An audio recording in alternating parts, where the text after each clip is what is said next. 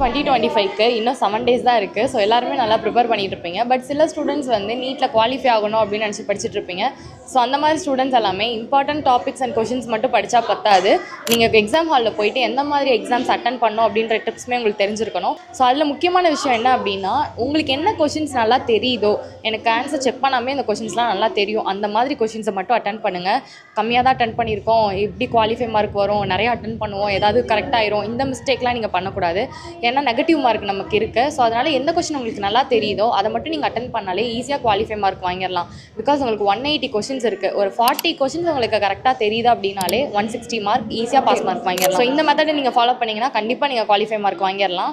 And இன்னொரு முக்கியமான விஷயம், நிறைய ஸ்டூடெண்ட்ஸ் வந்து கிர்கிஸ்தானில் வந்து MBBS படிக்கலான்னு பிளான் பண்ணிகிட்ருக்கீங்க.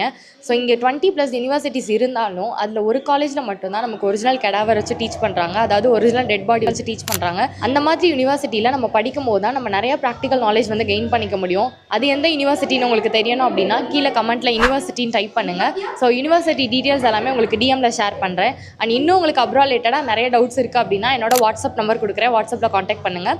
இந்த வீடியோ யூஸ்ஃபுல்லாக இருந்துச்சுன்னா வீடியோக்கு ஒரு லைக் பண்ணிவிட்டு இன்னும் இந்த மாதிரி நிறைய யூஸ்ஃபுல்லான வீடியோஸ்க்கு என்னோட பேஜை ஃபாலோ பண்ணி வச்சுக்கோங்க. அண்ட் மறக்காமல் நீட் படிக்கிறவங்க ஃப்ரெண்ட்ஸ் அண்ட் ஃபேமிலிக்கும் ஷேர் பண்ணிடுங்க.